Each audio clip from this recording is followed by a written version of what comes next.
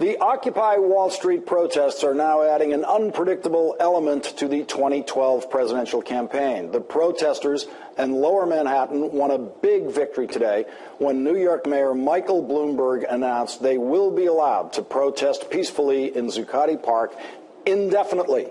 The protests are also growing and spreading around the country. Thousands of people were protesting today at Occupy Boston, Occupy Chicago, and Occupy Philadelphia.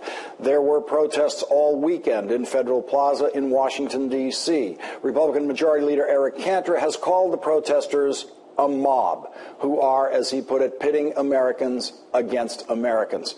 On Face the Nation yesterday, Republican presidential candidate Herman Cain said the protesters are anti-American. It's anti-American because to protest Wall Street and the bankers is basically saying that you're anti-capitalism. Part of it is jealousy. I stand by that. And here's why I don't have a lot of patience with that. My parents, they never played the victim card.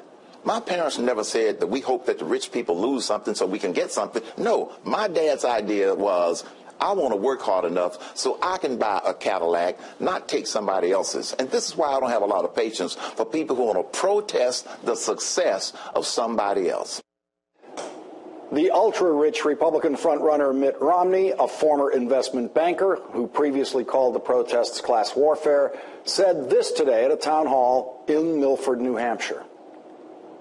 One of the things, in my view, that has made America's economy the most powerful in the world is that we have a very capable financial services sector that makes loans and allows businesses to start and thrive.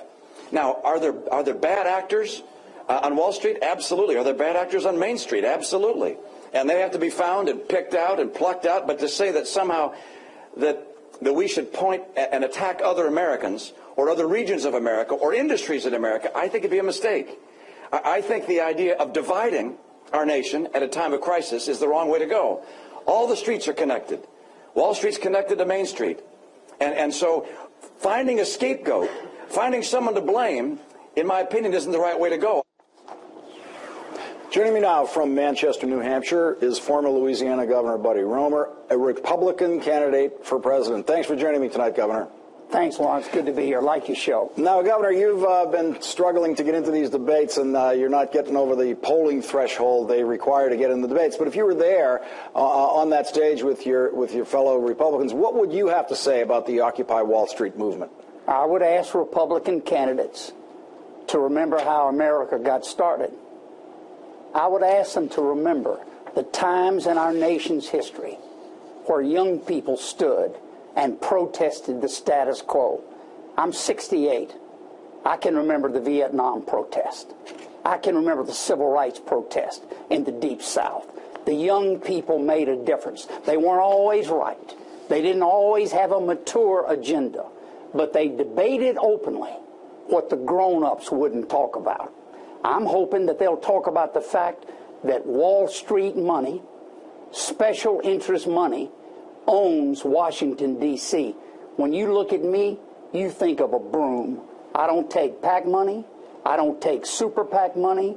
I don't take anything over $100, and I report every penny given. That's what they're talking about, young people. They don't have jobs. They don't have hopes. And these Republican candidates would shut them up, would call them anti-American. It's not right. This is America, and we have the obligation to debate who we are. Governor, when did your party become the defenders of Wall Street? When you think of the Southern Republicans that have no real connection historically to Wall Street, how is it that you've allowed, or your party has allowed, the center of gravity? You've got representatives like Eric Cantor, who aren't from New York, aren't from that area, who seem to be very, very protective of these Wall Street billionaires. Well, what about Senator Chuck Schumer, Lawrence? I mean, let's be honest here. Both parties are in the bag. I was a Democrat 20 years ago in the Congress, working under Tip O'Neill as a boll weevil Democrat. working with Ronald Reagan to make good things happen in America. I wasn't perfect, but I reached across party lines, and we built America. We ought to do the same thing now, and I disagree with you. It's not the Republican Party, it's both parties. I mean, the President of the United States, barely 2 years into a 4-year term, announces re-election and proudly says he's going to raise $1 billion. Last week, the New York Times said, guess what? His small donations are drying up. He's getting his money from special interest, Wall Street, just like the Republicans. They both are on the dole. Governor, Chuck Schumer and other Senate Democrats have authored an idea to raise taxes on those billionaires, a surtax on incomes only over $1 million, beginning only on incomes above $1 million, a surtax of 5%. That would also apply to capital gains taxes. Is that something that you think is a fair burden sharing that could be visited upon those massive incomes over $1 million? They're half right, Lawrence. You ought to take that tax code, written by lobbyists and special interests, and throw it out the window. It doesn't work for America. When the average working guy pays more taxes than GE, something's wrong with America. We need it simple, simple, simple, fair, progressive, and adequate at about 18% of GDP. I love the Steve Forbes idea of the first $40,000 of income being tax-free. You can cover your costs, and then a flat tax, and nobody escapes. Look, we need to rebuild America, not Afghanistan, America. And the way we do it is to pull together, Lawrence. That's the way we do it.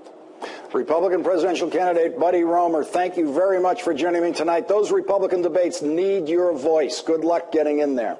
Thanks, Lawrence. I hope to